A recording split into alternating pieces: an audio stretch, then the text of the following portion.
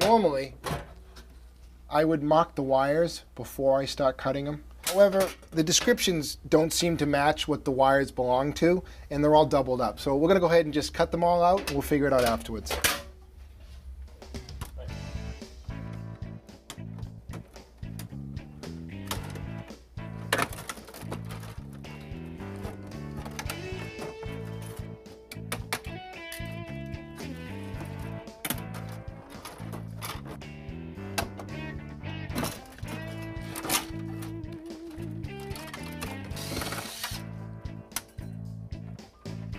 Okay, and we have the final screw right here.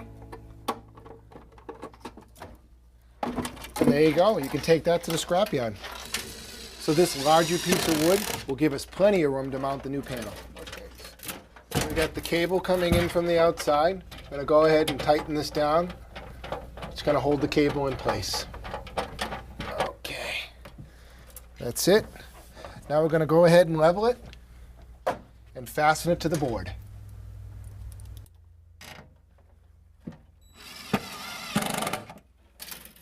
I'm going to take these bare aluminum wires, braid them together as one, which is going to be your neutral, and tie it into the neutral bus bar. This gel prevents oxidation on the wire.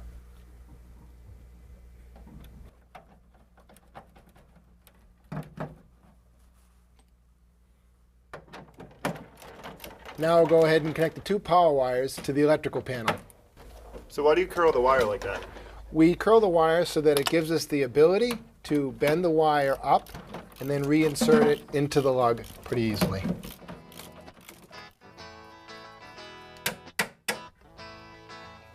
I'll take the cable and insert it through one of these knockouts into the electrical panel.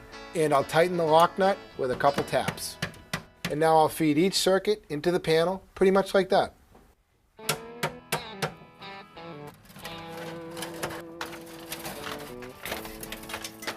Now I'm going to take the bare wires, which are grounds, and the white wires, which are neutrals, and connect them to the neutral and ground bar on the sides of the panel. Now we're ready to install the circuit breakers. Remember, the job of the circuit breaker is to prevent the wires from overheating.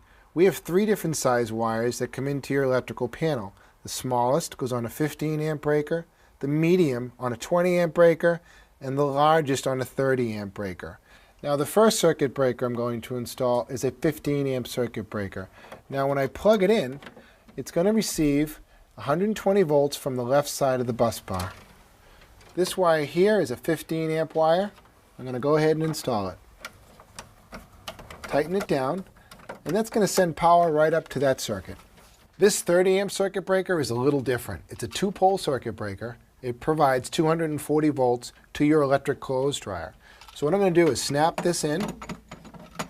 Now it's installed. It gets 120 volts from the left side of the panel and 120 volts from the right side of the panel, giving the clothes dryer 240 volts of electricity. Now instead of just one wire, there are 2. We have a black wire and a red wire.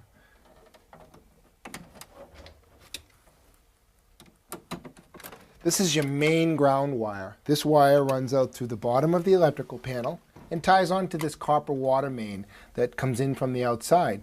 I got a clamp, runs over and jumps your water meter and ties to the other side. That way there, if the water meter ever gets removed, you'll always have this important ground. All right, so is that it? That's it. What do you say we go ahead and call the power company, have them reconnect your service, get your lights on. All right. All right, now that the power company has reconnected outside, I'd like you to have the honors of turning on the main breaker. All right, let's see what happens. Hey, what do you say about that? That's awesome. All right, so we have a 200 amp main circuit breaker with plenty of room for expansion down below. All I need to do is label the breakers and you're good to go.